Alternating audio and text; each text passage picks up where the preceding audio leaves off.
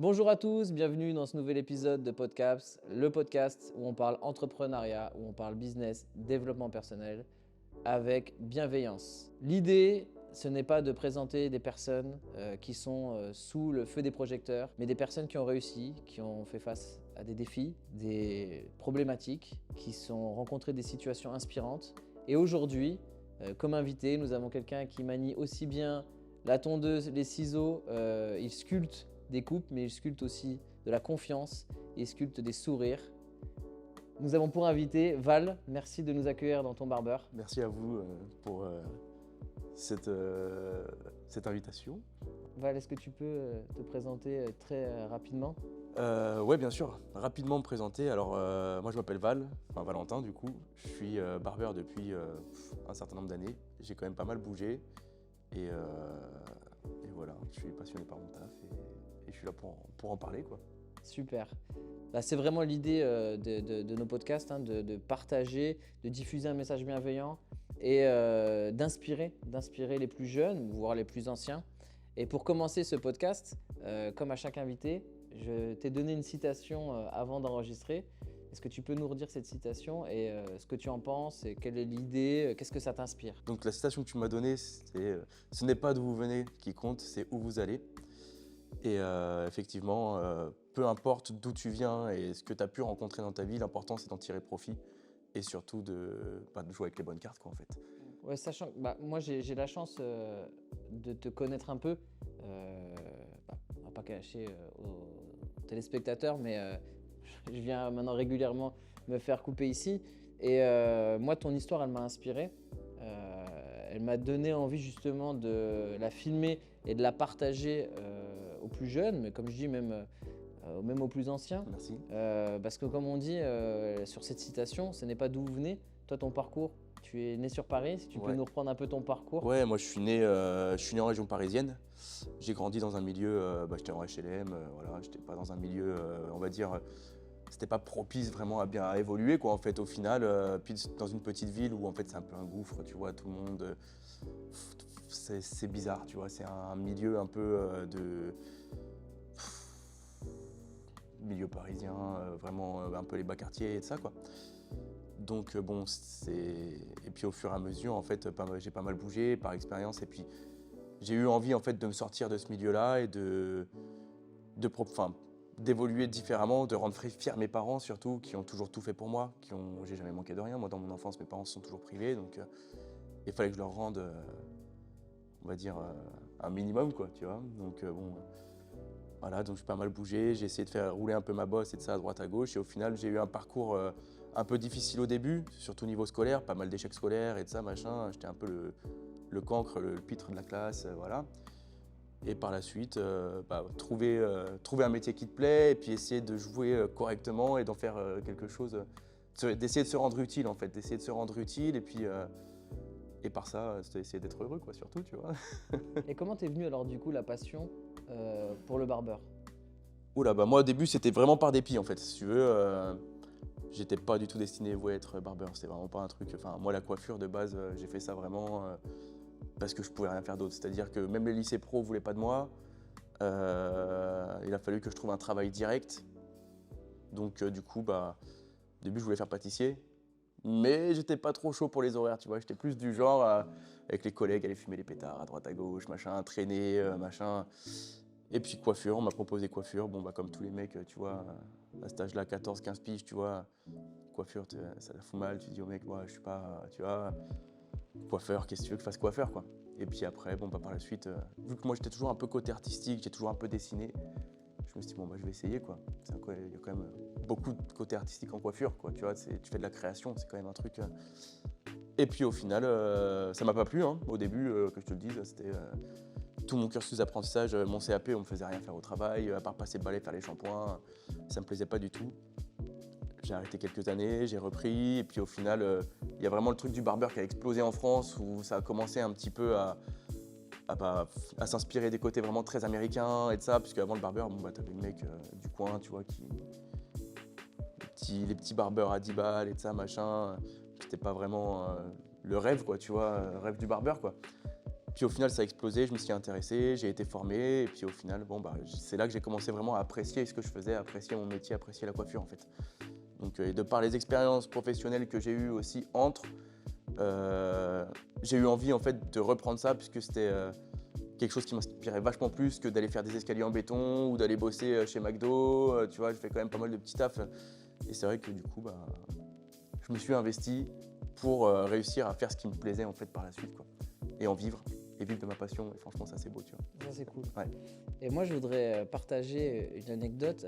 Je ne sais pas si tu te rappelles, une des premières questions que je t'ai posées pour resituer le cadre. Donc, ton barbeur, il est situé entre deux autres barbeurs. Ouais. Tu as un barbeur à 50 mètres 50 ici mètres plus bas, et 50 mètres un peu plus loin, tu as un autre barbeur. Et la première fois où je suis venu ici, tu venais de t'installer et je t'ai dit, mais comment tu as réfléchi? Ou alors je dis, excusez-moi le terme, mais tu es vachement couillu, tu installes ton barbeur alors que tu as deux autres barbeurs à 50 mètres de toi. Et tu te rappelles ce que tu m'as répondu? On fait pas le même travail. Exactement. Exactement. Tu peux... On fait pas le même travail puisqu'il y en a qui font ça vraiment par nécessité pour bouffer, pour avoir quelque chose à manger et de ça, machin. Moi, je fais ça vraiment par passion et par envie en fait.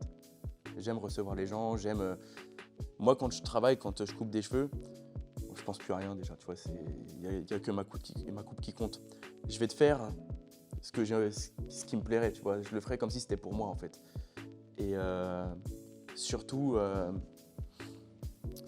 en fait, je laisse rien au hasard, tu vois, moi je vois, j'ai des gens qui rentrent dans le salon, ils ont des problèmes dans leur vie, ils sont pas bien avec eux-mêmes, je les mets dans une atmosphère où en fait pendant une demi-heure, 1 heure, ils vont oublier tout ça en fait, ces mecs-là.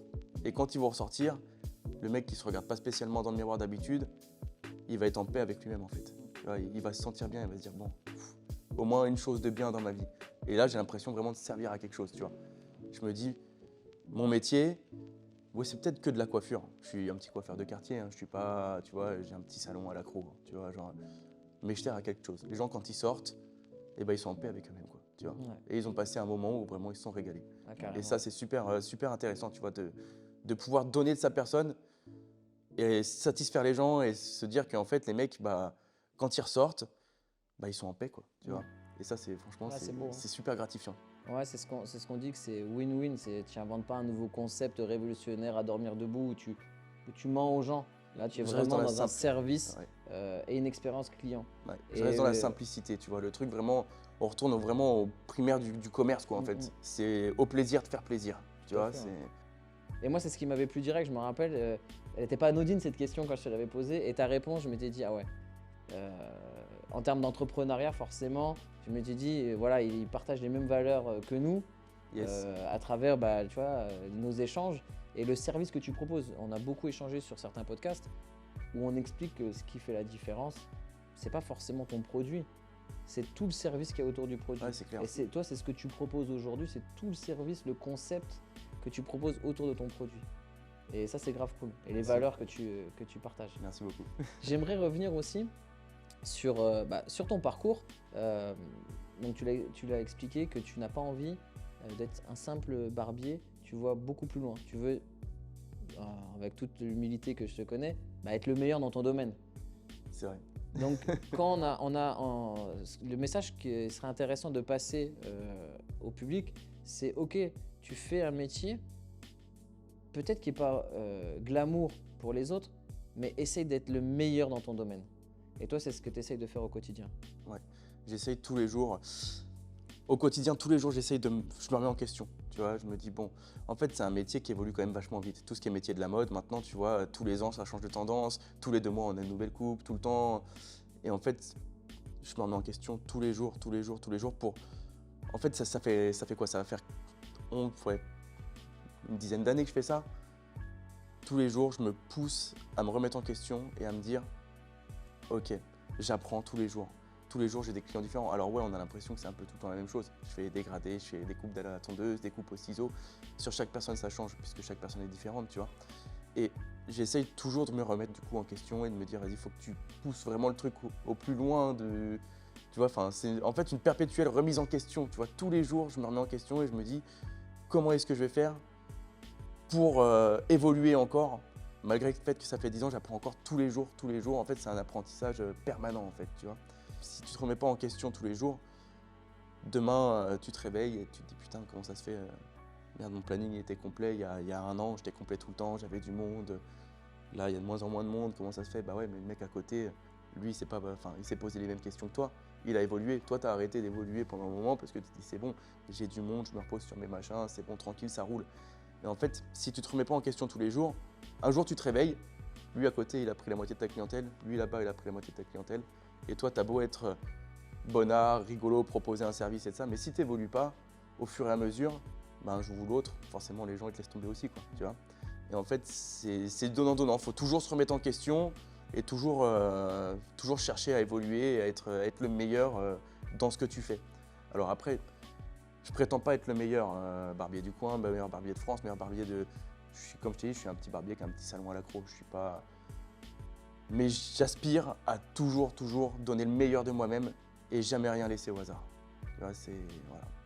Ouais, c'est ce qui fait ta force aussi, et c'est là que ta clientèle te ressemble. Beaucoup, ouais. Elle Beaucoup, te le beaucoup. rend. Hein. On a les retours, on le voit, hein, comment ton salon évolue, et ça c'est grave cool. Et pour refaire un focus un peu sur ta carrière, est-ce que tu peux nous raconter un peu, je sais que tu as quitté Paris, c'était dans une situation, comme tu disais, ça fumait, tu étais avec tes potes et tout. Tes potes, on en a déjà parlé, qui ont finalement qui n'ont pas évolué 10 ans plus tard. Ils sont toujours les mêmes, ouais. Toi, tu as quitté, tu as eu un passage en Espagne, passage à l'action, parti Ouais. en Espagne, tu te retrouves à Cannes après. Ouais. Tu peux nous raconter un peu ces Ouais, différents moments alors de ta vie? moi ce que j'ai fait du coup au final, c'est que j'étais à Paris jusqu'à peu près mes 11 ans, quoi. En fait, au final, je suis parti, j'ai fait un apprentissage. Quand je suis parti de Paris, j'ai été sur Grasse pendant quelques années. C'est là que j'ai fait mon apprentissage coiffure. Je suis reparti, donc j'ai fini mon apprentissage, j'avais 17 ans, un truc comme ça. 17 ans, je suis parti à Barcelone. J'y suis resté un peu. Quand je suis revenu de Barcelone, sur Cannes, je ne trouvais pas de travail, je suis remonté sur Paris. Et c'est là que j'ai refréquenté les mêmes gens que je fréquentais quand j'étais gamin. Ça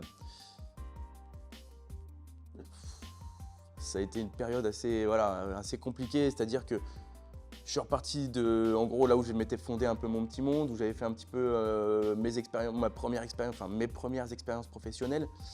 Je suis remonté là-haut, j'étais pas un peu perdu dans ma vie, tu vois, j'étais un peu perdu. J'ai fait pas mal de conneries, je suis beaucoup allé en teuf, j'ai un peu fait la bringue pendant quelques années, à faire un peu tout et n'importe quoi pour essayer de me retrouver en fait, sauf qu'au final je me suis plus perdu qu'autre chose. C'est là que j'ai repris après un brevet professionnel en coiffure. Mais j'étais toujours dans ce milieu-là, à fumer, à machin, à bouffer des trucs un peu bizarres, tu vois. Et puis un jour, j'ai eu mes parents étaient au courant de tout ça, hein, tu vois. Enfin, ils le savaient, mais inconsciemment, ils voulaient pas trop l'accepter, tu vois. C'est un peu dans le déni. Ils étaient un peu dans le déni, puis ils le voyaient, hein, puisque je rentrais des fois à la maison, j'avais les yeux, c'était comme ça, tu vois, genre. Et mon père m'a dit un truc, il m'a dit sache que c'est pas comme ça qu'on t'a élevé, tu vois. Et en fait, cette phrase, elle est beaucoup restée dans ma tête. Et je me suis dit, mais quelle souffrance en fait, tu vois, pour eux, tu vois, quel échec, tu vois, d'avoir tout donné, toujours, parce que moi, comme je te dis, je suis issu d'une famille, mes parents, ils n'ont jamais eu d'argent, tu vois. Et ils ont toujours tout donné, tout sacrifié pour que moi, mon frère et ma sœur, on puisse s'en sortir, qu'on puisse vivre correctement et essayer de nous préparer à un avenir propice, malgré le fait qu'on était dans un milieu qui était un peu compliqué. Et je me suis dit, putain, mais quelle souffrance je leur inflige, quoi. Et à ce moment-là, je me dis, tu sais quoi, en fait, si tu veux t'en sortir, il faut que tu partes loin de tout ça, quoi. Il faut vraiment que tu laisses tout ça de côté. Mais le truc, c'est que si j'étais resté en région parisienne à ce moment-là, je pense que je m'en serais jamais sorti, puisque j'aurais continué à côtoyer ce genre de mecs.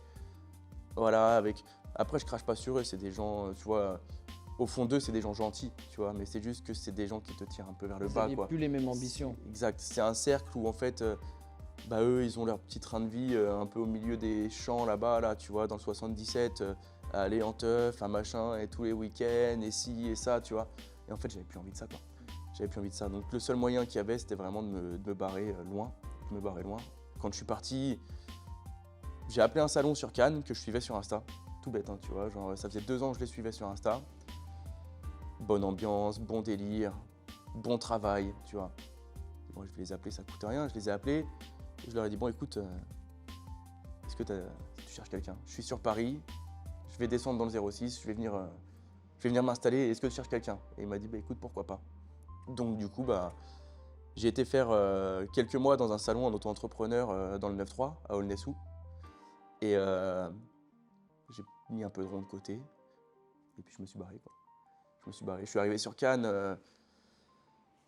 Enfin, je suis arrivé au début, j'étais sur Nice. Je suis arrivé sur Nice, j'étais dans un petit appart, 12 mètres carrés. Tu vois, tu tendais les deux bras comme ça, tu touchais les deux murs, quoi. Tu vois, c'était avec le compte bancaire à moi, je sais pas combien, 1500 balles en espèces dans la poche.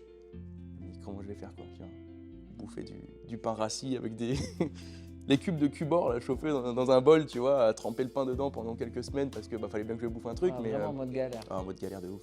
En mode galère de ouf. Mais au final, coup de poker, et c'est vraiment là que ça m'a permis d'évoluer aussi, sortir vraiment de ma zone de confort, des trucs que j'avais l'habitude de faire et de ça machin, et d'être pendu par le cou et de se dire, là mon pote, si tu te sors pas les doigts du cul, ou tu remontes là-haut, parce que la chance que j'ai, c'est que mes parents m'ont toujours accompagné, ils m'ont toujours dit, s'il y a un problème, tu reviens à la maison. Ou je remonte là-haut et je retombe dans le même cercle, ou je me sors les doigts et là, il faut vraiment que je fasse quelque chose et que j'explose en fait, tu vois. Ouais, là, t'étais dos au mur. Ouais. Et tu t'es généré une force pour pouvoir sortir de ta galère parce que t'avais plus le choix en fait. Là, j'avais plus le choix. Et au final, ils m'ont pris là-bas. Il m'a fait faire un essai. Et allez, je te prends en CDI. Donc du coup, on a signé le contrat et en avant feu, quoi. C'est là que j'ai commencé vraiment à évoluer en fait, tu vois. Bon alors après, je te dis pas, j'étais toujours le même un peu à sortir tous les week-ends, voilà. Mais dans un contexte différent, tu vois. Vraiment, j'avais un travail qui me plaisait. Un patron qui était au top, une équipe qui était au top, une clientèle qui était au top. D'ailleurs, je dois beaucoup à ce mec-là. Et un entourage différent aussi. Et un entourage différent. J'ai retrouvé un peu les mecs que j'avais connus quand j'étais en apprentissage en CAP sur Antibes, du coup, puisque j'ai fait mon CAP sur Antibes. Des gens qui savaient ce que c'était le boulot, qui savaient, voilà, tu vois, qui avaient aussi des envies d'évolution, tu vois.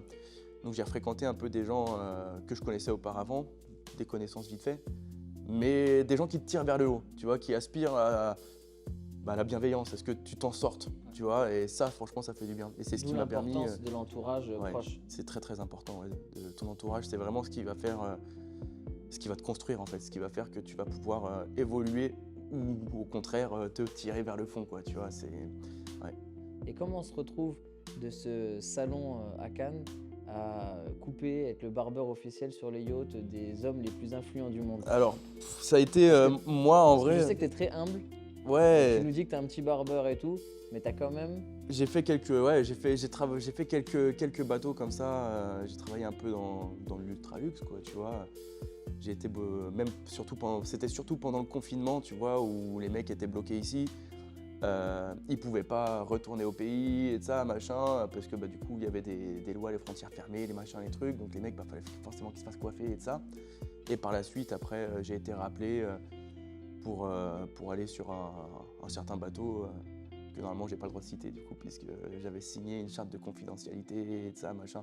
On en a déjà parlé, mais en fait, ce qui s'est passé, c'est très simple, c'est juste que le salon où je bossais sur Cannes, du coup, donc chez mon pote Alex.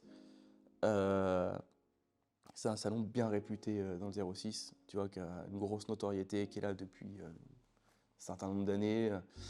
Et ils sont tout proches du port, en fait. Et donc, du coup, les avis et de ça sur Internet, les mecs, voilà, tu vois, c'est... Et en fait, dans l'équipe, j'étais un peu le seul à parler anglais. Puisque, je sais pas, me demande pas comment, j'ai appris l'anglais. Bon, c'est certainement pas en cours, hein, tu vois, mais... Peut-être pendant les teufs. C'est peut-être ça, hein, on va savoir. Et du coup, j'étais un peu le seul à parler anglais, donc en fait, ils ont contacté le salon. Et la toute première fois où j'y suis allé, c'est pendant le confinement, c'est mon pote Alex qui m'appelle et qui me dit « Écoute, j'ai un tel qui m'a appelé, est-ce que tu veux y aller ?» Il me dit « Moi, j'ai pas envie d'y aller, je laisse la place aux jeunes. » Super sympa, tu vois, genre « Bah ouais, j'y vais, y a pas de souci. » Donc ils sont venus me chercher, moi j'étais sur Grasse pendant ce moment-là. Ils sont venus me chercher en voiture, enfin en fourgon, ils m'ont ramené jusqu'à une villa sur Mougins, tu vois, où là j'ai fait tout son staff en fait au mec, tu vois, ses traders, ses cuistots, machin. Ah, il avait des traders aussi avec lui. Ouais, H24, il se déplace en 747 en Boeing le mec. 160 places assises, enfin 200 et quelques places assises, il se déplace toujours avec 60 ou 70 personnes, tu vois. Les traders qui sont là, H24, les mecs, voilà, les cuistots, tout le staff homme en fait que j'ai fait dans la journée. Comme ça s'est super bien passé, au final, j'ai même coupé aussi son fils, tu vois. Petite coupe ciseaux et ça, super sympa. Et c'était vraiment, tu sais, moi c'est pas mon milieu.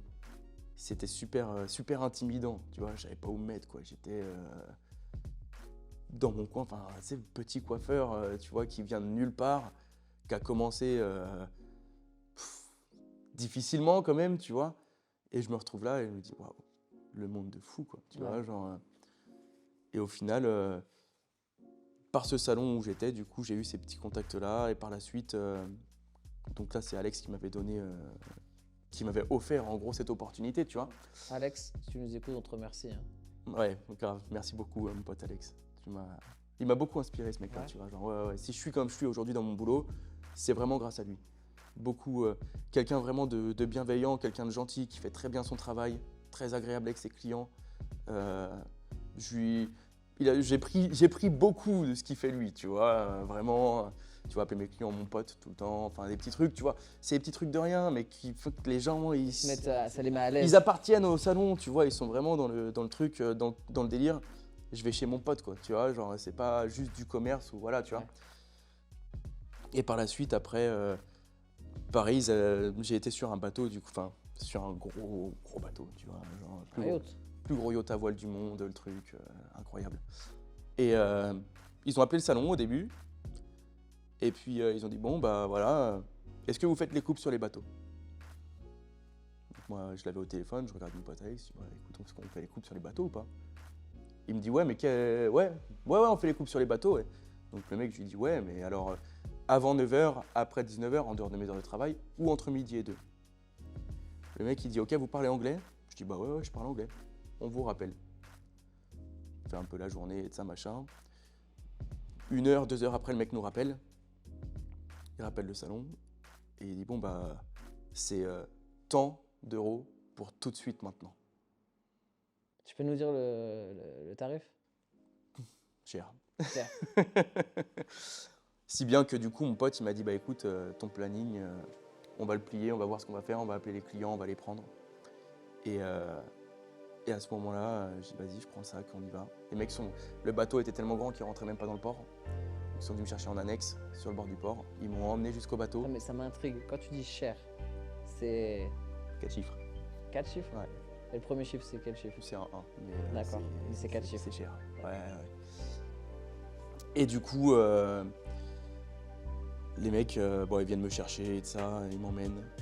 Et puis là, j'arrive sur le bateau. Déjà, t'arrives devant un bateau, ou dans le bateau, il y a un bateau. Tu vois pas ce que je veux dire? Tu te dis, ok, c'est un autre délire le truc. J'arrive là-dessus, bon alors moi ils me prennent mon téléphone, ils me fouillent, ils me font signer une charte de confidentialité pour pas que je divulgue qui j'ai été voir de base, normalement je n'ai pas le droit de le dire, comment est le bateau à l'intérieur, plein de trucs, voilà, tu vois, ils m'ont fait signer un truc, téléphone sous scellé, ils le gardent jusqu'à ce que je reparte. Et là j'arrive sur, ils me font faire un peu le tour du bateau puisqu'ils m'emmènent sur le pont supérieur en fait, tu vois, genre, le truc c'est un truc de dingue quoi, tu vois, et là j'attends, tu sais, j'ai le cœur qui palpite à fond quoi, tu vois, je me dis putain, si le mec ça lui plaît pas, comment je fais quoi?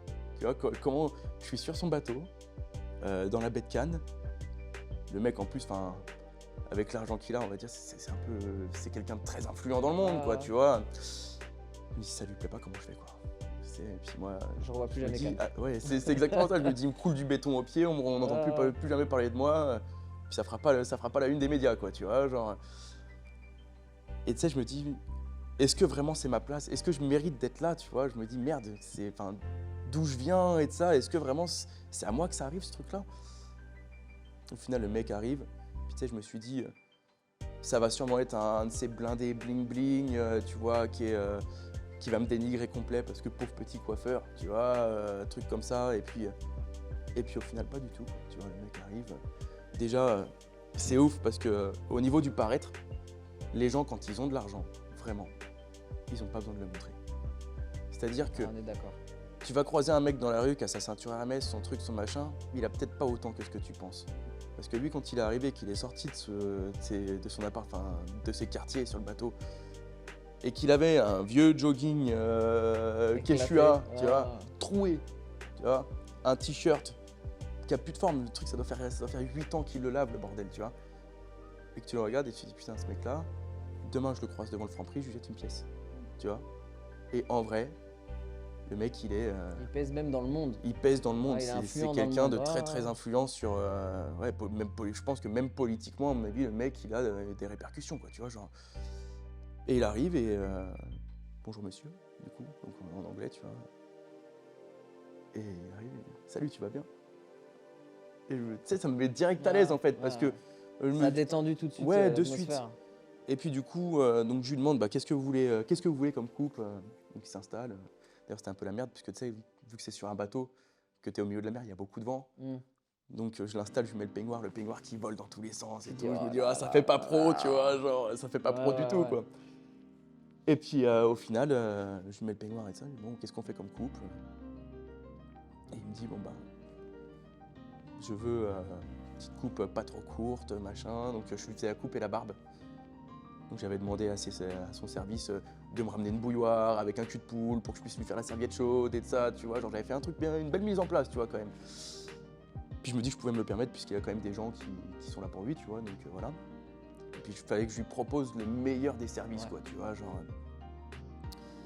Et du coup, le mec, juste une petite coupe tranquille. Donc bon, je fais mon travail, je fais un petit dégradé 4 mm, petite coupe au ciseau, je dégrade un peu la barbe. Je monte le savon, je monte la mousse et de ça, je lui fais un petit rasage, petite serviette chaude et de ça.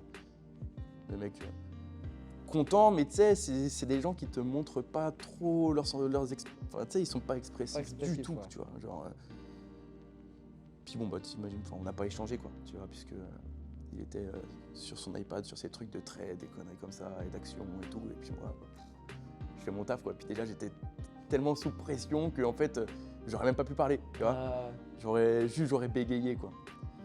Et puis au final, nickel, je finis sa coupe, il me dit vous allez rester manger.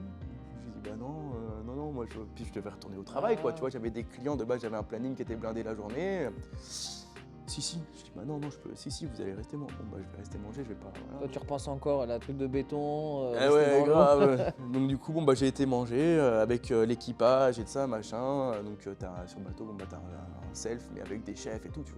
Tu manges bien quand même, tu vois. Puis tu prends ce que tu veux, tu vois.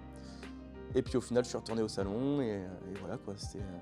Et par la suite, du coup, comme le mec qui était venu me chercher en bateau, donc c'est plus ou moins c'est on va dire celui qui gère les guests en gros sur le bateau, tu vois, genre le mec, comme c'est lui qui était venu me chercher, c'était un Français qui était de Marseille de base, il a pris mon numéro et par la suite, du coup, quand il m'a rappelé, il me rappelait sur mon téléphone portable en fait. C'est comme ça que ça s'est fait du coup. Voilà. Et puis voilà, c'était une belle C'est quoi la plus grosse dinguerie que tu as vue sur ces yachts? Ou avec dans l'ultra luxe? Alors tu sais quoi, il y avait le plus insane. Mais non, ouais, c'est. Il y avait dinguerie. une pièce avec marqué Toy Room, tu vois. Et donc pièce à jouer, tu vois. Et en fait, il y avait un petit hublot, tu vois. Et donc on passe devant. Et tu sais, intrigué, Toy Room, du coup, je regarde par le hublot, tu vois. Et en fait, t'avais 7 ou 8 jet skis, t'avais que des trucs, tu vois, trucs de ouf. Toi, Toy Room, tu vois, t'as un Monopoly et tu vois, genre. Et une PS4, tu vois, pas la 5 encore. Et voilà. Et là, t'avais des jet skis qui étaient accrochés sur, tu vois, sur des crochets comme ça. Et tu dis, waouh, le délire, quoi. Le délire. C'est ouf. C'est ouf. Du coup, pour résumer, ce qui est intéressant sur cette histoire, ce que tu viens de nous partager, et qu'on a déjà échangé sur certains podcasts, il y a le petit syndrome de l'imposteur qui est vite arrivé où tu t'es dit est-ce que je suis prêt, est-ce que je mérite, est-ce que c'est ma place? Finalement, oui. En plus, on t'a rappelé derrière. Donc, c'est aussi pour dire à tous nos auditeurs que le syndrome de l'imposteur, il peut exister, mais finalement, soyez conscients de vos qualités, c'est ce que tu as fait. Et du coup, ça t'a permis de continuer à couper des personnalités de ce monde. Et le deuxième, c'est que faire attention aux réseaux sociaux. à ceux qui veulent paraître, qui sont dans le paraître, qui veulent paraître riches, alors qu'on avait déjà échangé. Je t'avais raconté, moi c'est pareil, hein, quand je me déplace des fois en Afrique, j'ai vu des millionnaires, c'est pareil, tu leur donnes une pièce. Et eux, ils n'ont pas besoin de paraître riches, parce qu'ils le savent. Ils le qu'ils savent, sont. et c'est clair. Donc en tout cas, merci pour Avec une histoire plaisir. hyper inspirante. Je pense qu'il y a beaucoup de choses inspirantes pour nos auditeurs. Et j'aurais une question. Est-ce que c'était déjà arrivé de finir ta coupe et de te dire putain, j'ai vraiment fait de la merde là? Ouais, ça m'est déjà arrivé. Ouais, ça m'est déjà arrivé. Du coup, ouais, ça m'est déjà arrivé de finir une coupe et de me dire, voilà, c'est chaud, là, c'est chaud. Est-ce que je l'encaisse ou pas? Tu vois ou pas? Ouais. Ça m'est déjà arrivé. C'était un matin où je suis arrivé au taf, j'étais encore un peu, tu vois, j'étais encore un peu chaud de la veille. J'étais rentré chez moi, j'avais juste pris une douche, j'étais reparti. Au moins, t'avais pris une douche. J'avais au moins pris une douche. Je sentais un peu le mazout, mais ça allait, tu vois, genre. Je t'ai dit, ça passe. Ouais. Et en fait. Des cheveux assez compliqués, bah, un peu comme tes cheveux, tiens, tu vois, genre un peu, pour te faire un peu le comparatif, tu vois, un mec avec des épis vraiment sur les côtés, bam, comme ça, tu vois. Et je lui fais son dégradé, et en fait, il me dit, ouais, tu peux faire plus court là. Et en fait, je remonte, et en fait, il y avait une cassure entre les deux que j'arrivais pas à enlever, tu vois. Et en fait, je suis venu avec les ciseaux sculpteurs et je suis remonté. Ce qui fait qu'il s'est retrouvé avec une grosse longueur là, qui rabattait. Et en fait, au milieu de la tête, là, c'était tellement court, tu vois, mais je pouvais plus rien faire pour rattraper. C'était où je faisais beaucoup plus court, ou c'était, tu vois, un scandale. Il est jamais repassé avec moi, qu'on se le dise. Hein. Il est revenu au salon. Mais pas avec toi. Mais ouais, non, déjà, il est revenu le lendemain.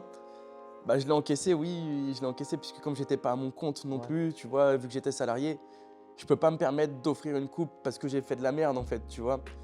Après, mon patron va dire, ça va, tu travailles gratuitement, tu vois, c'est... Et au final, il est revenu au salon entre midi et 2. Ouais, j'y étais. Hein. Mon collègue, un de mes collègues a dû le rattraper. Ouais, t'imagines bien que pour le rattraper, ouais, c'était coup de tondeuse sur le haut de la tête au final, tu vois. Il s'est retrouvé avec une buzz cut, tu vois. Et puis au final, après, il est repassé avec mon collègue par la suite. Mais ouais, je me suis dit, là, c'est chaud. Ouais. Ça m'est jamais réarrivé depuis, puisque maintenant... Fais attention. Ouais, et puis j'évite d'arriver bourré, c'est mieux. C'est mieux. C'est mieux. L'alcool, c'est mal. Alors, sans mauvais jeu de mots, il y a quelqu'un qui a fait le buzz ces derniers temps avec la fameuse buzz cut. Qu'est-ce que ça t'inspire? Qu'est-ce que tu peux nous exprimer sur ce sujet? Moi, de ce que j'ai vu, puisque j'ai pas, enfin, je l'ai vu un petit peu la vidéo, puis t'imagines bien qu'au salon, ça fait quelques jours que j'entends que ça, tu vois.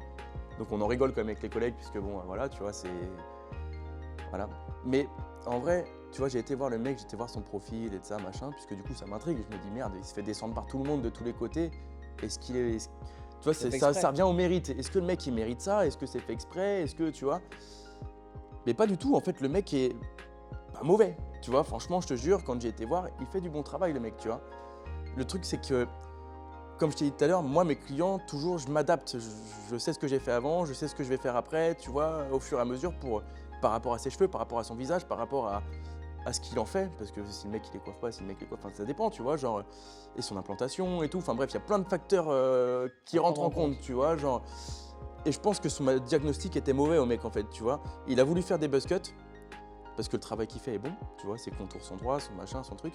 Mais en fait, il a voulu faire des buzz cuts à des gens à qui moi je dirais, franchement frérot, fais pas ça. Fais pas ça. Tu vois. Ouais.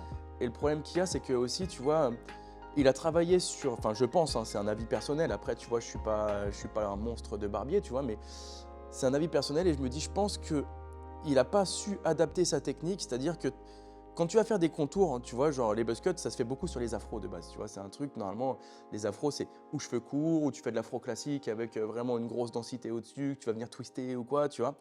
Et en fait, des buzz cuts, sur des afros, tu fais du très court. Tu fais du très court, 3, 4, 6 mm sur le dessus, tu vois.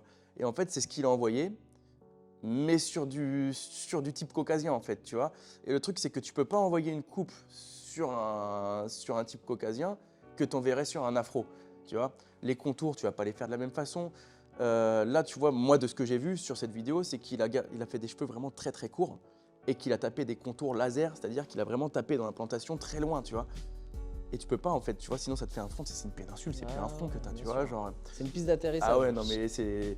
Et du coup, je pense qu'il a pas su adapter son truc au client qu'il avait, ouais. Mais ça revient à ce que tu disais, où c'est pas simplement faire des dégradés, mettre un coup de ciseau. C'est bien plus complexe que ça. C'est plus compliqué que ça, ouais. C'est vraiment savoir s'adapter à chaque personne, à chaque type, tu vois. Puis il y a des gens, ils vont te demander une buzz cut, mais en vrai, s'il faut, il te montre une photo, c'est pas du tout une buzz cut qu'il veut, tu vois. Il veut plus court, il veut un truc, il veut peut-être pas un contour laser. Buzz cut, c'est contour laser, tu vois. C'est peut-être pas ce qu'il cherche non plus, le mec, quoi, tu vois. Genre, moi, je travaille beaucoup sur photo pour ça, quoi. Je vais avoir 2 questions. Il faut que tu me répondes le plus naturellement possible et le plus rapidement possible sans trop réfléchir. Pour toi, c'est quoi un client vraiment cool? C'est un mec qui sait ce qu'il veut, Un client chiant, un mec qui sait pas. efficace. T'as déjà eu, tu peux nous raconter un client vraiment casse-couille que tu as eu, qui t'a rendu fou? Oh putain, ouais. Ça Ouais. sorti du cœur là. Ah ouais. Ouais, j'ai un mec qui est venu, qui est arrivé grave en retard, tu vois. Déjà ça commence mal, c'est bon. Déjà, ça commence mal, tu vois. Et puis au final, je finis par le prendre, puisque bon, bah, c'est au bout d'un moment, bon, voilà. Et puis, il n'y a rien qui va. Et ça haït le rasage. Ah non, ah c'est pas bien. Ah non. Et puis au final, qu'est-ce que tu veux dire? Le mec, il est pas content. Ah vas-y, paye pas. Tu sais quoi?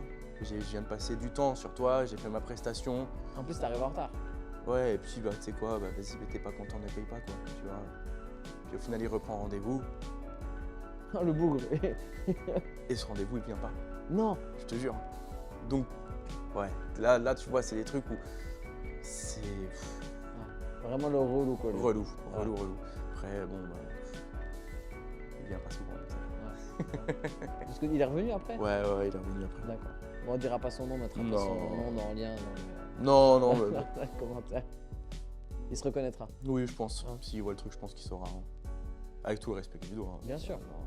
En Et la restant, bienveillance, en restant respectueux, Et tu la vois. bienveillance qu'on nous connaît. Ouais. Val, on en vient sur un petit jeu qu'on fait à tous nos invités. Allez, T'as 79 secondes pour répondre au plus de questions possibles. ok, C'est bon pour toi? ça roule. Ok. Allez, top. Ton surnom préféré? Mon surnom préféré? Ouais. Craps. Ton plat préféré? Des lasagnes. La personne la plus connue de ton répertoire? Alex. Le barbeur le plus surcoté? Ah, c'est méchant ça. C'est mesquin. mais mondialement connu, je sais pas. Ah, mondialement connu? Je sais pas. Compliqué, je passe, franchement. Ouais, en France, dans le Var? Je sais pas moi. Non, j'ai Des pas envie de faire de la concurrents. mauvaise pub, j'ai pas envie de faire de la mauvaise concurrence. Je suis trop âme pour ça. Alors, le barbeur le plus sous-coté? Le plus sous-côté? Ouais.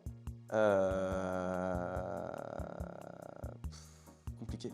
Je te jure que c'est compliqué tout ça Ouais. parce que ouais, j'aime pas trop me positionner là-dessus. D'accord. Le syndrome de l'imposteur, tu vois, Ok. Tatouage ou piercing? Tatouage. Le tatouage que tu regrettes? Le tatouage que je regrette, j'en ai un là, il est pas mal du tout. Tupac ou Notorious Big? Notorious. La chanson que tu écoutes mais que t'assumes pas? Les symphonies Star Wars, j'écoute souvent. Ok. Mauvais patron ou mauvais apprenti? Mauvais apprenti. Ouais. Avoir un exemple ou être un exemple? Avoir un exemple pour être un exemple. Ta plus belle réussite à ce jour? Mon salon. Mer ou océan? Océan. Marseille ou Paris?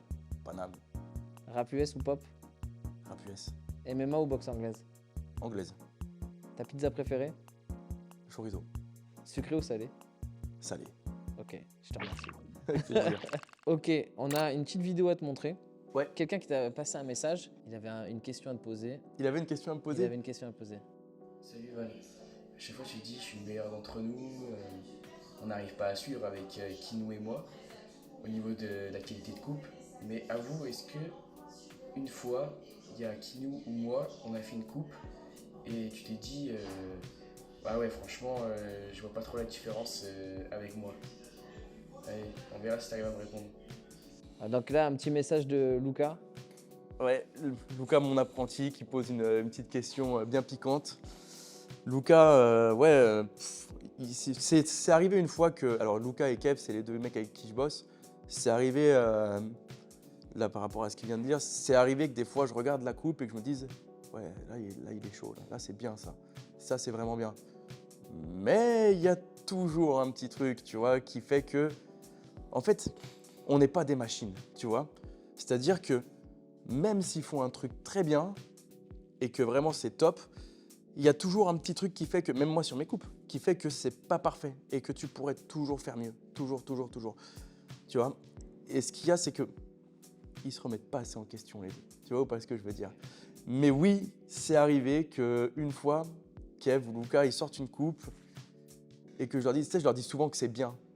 Mais je leur dis jamais c'est très bien. Parce que je veux pas trop les... Ça va prendre trop la confiance. Après, ils prennent trop la confiance et si tu leur dis c'est très bien, eh ben, si c'était très bien, après c'est comme ça. Ouais. Tu vois?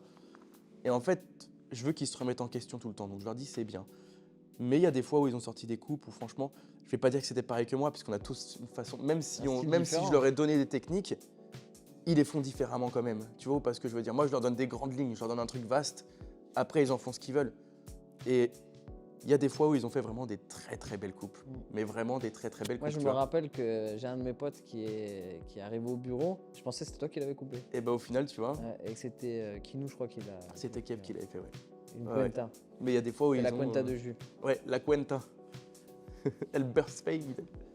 Mais ouais, il y a des fois où ils ont fait des très très belles coupes.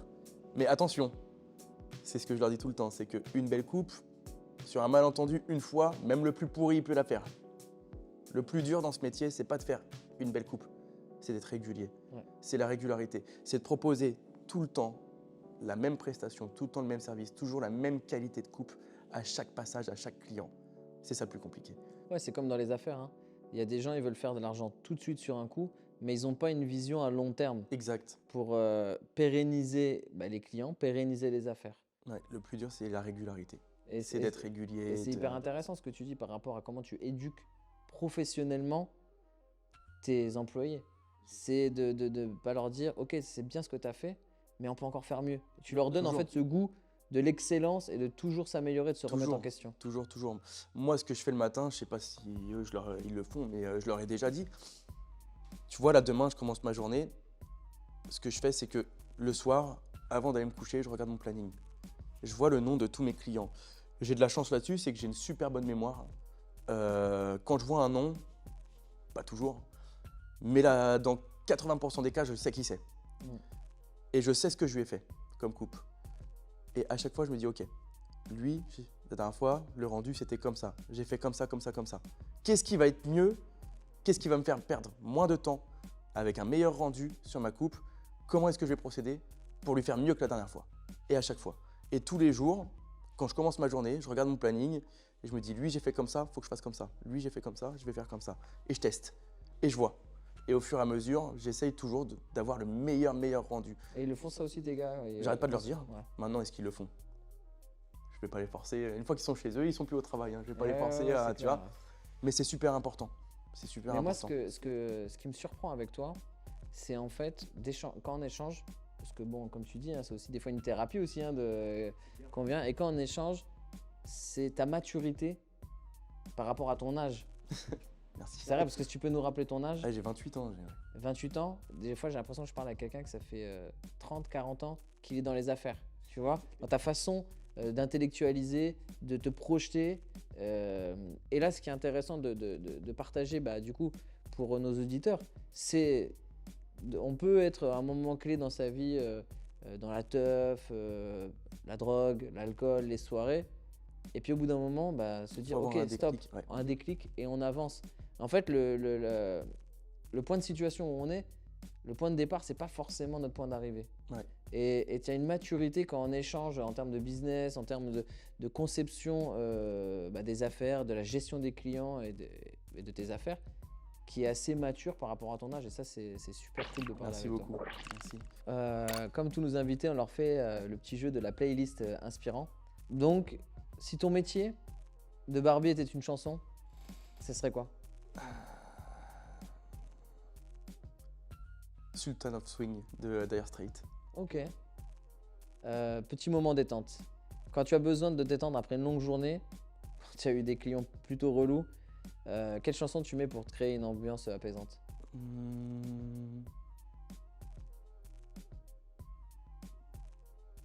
Bah, ça dépend. Ouais, je dirais. Je mets du reggae souvent, tu vois, vraiment pour me poser. Et je dirais. Ça dépend des jours, je te jure. Hein, mais je dirais Turn Your Lights Down Low de Bob Marley. Ok. La dernière catégorie, l'hymne de confiance. Lorsque tu as besoin d'un boost de confiance avant une journée importante, quelle chanson te donne la pêche pour commencer ta journée? Calligraphie sur porcelaine de Page Max. Ok. Écoute, je t'en remercie. On va faire des questions en fait qui sont sur où il faut répondre assez rapidement sur les étapes de ta carrière. Ouais. Quelle a été la première étincelle ou l'événement qui t'a inspiré à poursuivre ta passion ou à choisir ton métier actuel? Le fait que quand je suis sorti de mon brevet, je me suis mis en auto-entrepreneur et j'étais posé dans un salon où le mec m'a formé et ça a vraiment été une révélation. Ok. Le modèle inspirant, y a-t-il une personne, célèbre ou non, qui a joué un rôle inspirant dans ta vie et a influencé tes choix de carrière? Mon père. Ok. Parce que mon père, quand j'ai commencé la coiffure, il voyait que ça me plaisait pas trop et de ça, machin. Mais il m'a dit, c'était il y a longtemps, il n'y avait pas encore du barber game, tu vois, genre c'était encore coiffeur lambda. Mets-toi dans la barbe, les clients seront moins chiants que les gonzesses et il y a de l'oseille à se faire. Tu vas voir, il y aura de l'oseille à se faire là-dedans. Et, Un visionnaire. Ouais, il avait vu le truc, il avait vu juste. Quelques années plus tard, le barber game, ça a explosé en France. Ouais. Tout le monde a voulu être barber, même aujourd'hui. Tu regardes les jeunes, tu leur demandes ce qu'ils veulent faire. Barber. Il y a 45% des jeunes, même allez, 60% des jeunes, ils veulent être barbeur. Ouais. Parce qu'ils pensent que c'est facile, tu vois. Bonne ambiance, machin. C'est plus compliqué que ça. Ah oui. C'est bien plus, c'est ce qu'on disait tout à l'heure, c'est bien plus subtil et compliqué que simplement faire des dégradés. Qu'est-ce que ça paraît, oui. L'échec constructif. Est-ce que tu peux nous parler rapidement d'une expérience ou d'un échec qui au final s'est révélé être une leçon constructive et qui a contribué à ta croissance personnelle ou professionnelle? Niveau professionnel, quand je me suis lancé dans la vie professionnelle, j'ai touché un peu à tout par la suite, hein, puisque j'ai commencé par un CAP coiffure, mais j'ai pas fait que ça. On va dire que j'ai eu un parcours sans faute, vraiment. Tu vois, genre, vraiment, j'ai eu un parcours sans faute.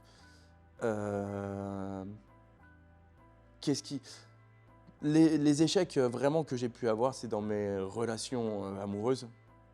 Et c'est vraiment ça qui m'a, tu vois, Qui m'a boosté, qui m'a boosté, ouais. C'est les échecs que j'ai pu avoir, le fait de trop me tenir à quelqu'un pour avancer. Ok. Ça m'a permis de me dire, mec, mais en fait, t'as besoin de personne. Mm. Tu vois, voilà. Ok.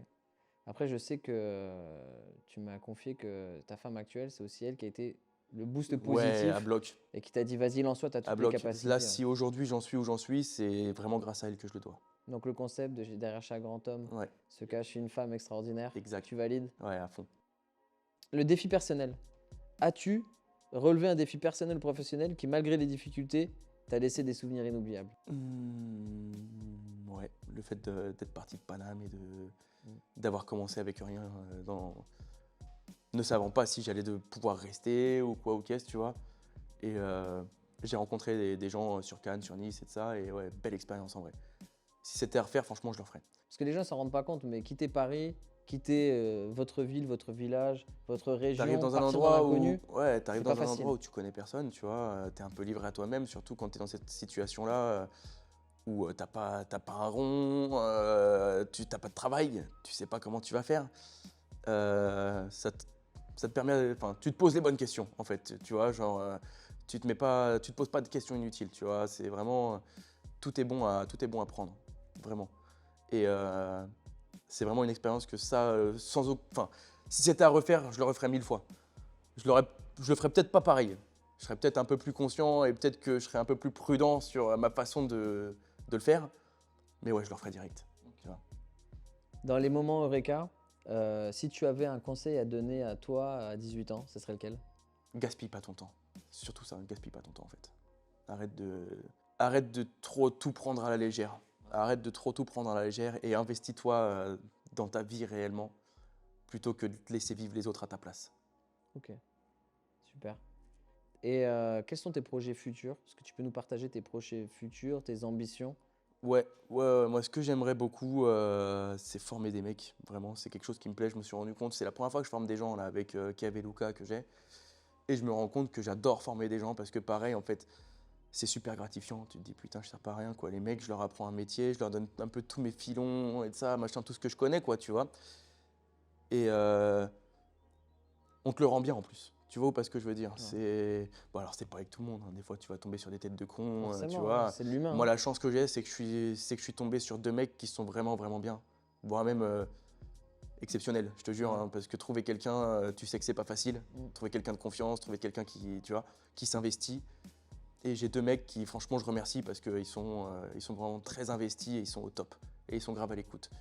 Même s'ils se prennent un peu trop au sérieux des fois, tu vois, je les fais descendre un peu sur terre. Ouais. Mais est-ce que ça rentre pas aussi dans ce qu'on disait souvent, c'est que tu attires les clients par rapport à la personne que tu es, Ouais. et tu aussi attires les employés et tes collaborateurs de la personne Qui que te tu es. ressemble aussi, Ouais, qui te ouais, bien ressemble. sûr. Ouais. Après, t'en as beaucoup. En fait, tu vois, ce qui est bien, c'est que moi, j'ai des mecs qui sont passionnés aussi, tu vois. Et c'est à ça, en fait, c'est vraiment ça qui crée qu'on a une équipe soudée, et qu'on s'entend bien et qu'on est tous investis, on a tous le même but au final. Ouais. Tu vois, on est trois dans le même bateau. Et en fait, j'ai 2 mecs qui jouent pas un rôle. Tu vois pas ce que je veux dire? C'est-à-dire qu'il y a beaucoup de gens professionnellement parlant, ils vont jouer un rôle, ils vont pas être naturels, ils vont vraiment faire ça parce qu'il faut le faire, mais derrière ils s'en battent les couilles. Tu vois, derrière ils s'en foutent complet. Donc la chance que j'ai, c'est que j'ai des mecs qui sont vraiment vraiment investis et j'aurais pu tomber sur des gars qui faisaient mine de me ressembler pour intégrer le salon, mais qui derrière n'étaient pas. Ouais. Et j'ai des mecs vrais. Des vrais. J'ai des mecs qui sont vrais en fait, tu vois. Et ça, Authentiques. franchement, ouais. Et ça fait du bien, tu vois. J'ai eu c'est beaucoup, cool, beaucoup de chance. Première équipe, je tombe sur des mecs comme ça, Mm. c'est le rêve, tu vois. Donc la barre, elle est haute pour les suivants. Ouais. Ah ouais, va falloir. Ah ouais, va falloir s'envoyer. Hein. Ah les mecs, va falloir, ouais. J'y suis pas encore, hein. Là, tu vois, j'essaie de bien pérenniser mon salon. Mais c'est vrai que par la suite, si je dois former, embaucher et tout, ah les gars, va falloir montrer ce que vous avez dans le ventre, parce que putain. Et là, pour finir, on sait que les barbeurs sont en pleine expansion, on en a parlé, tout le monde veut devenir barbeur maintenant. Quels sont les conseils que tu pourrais donner aux plus jeunes qui veulent devenir barbeur? Arrêtez de croire tout ce que vous voulez sur les réseaux. Barber, c'est pas Instagram. Barber, c'est pas TikTok, tu vois.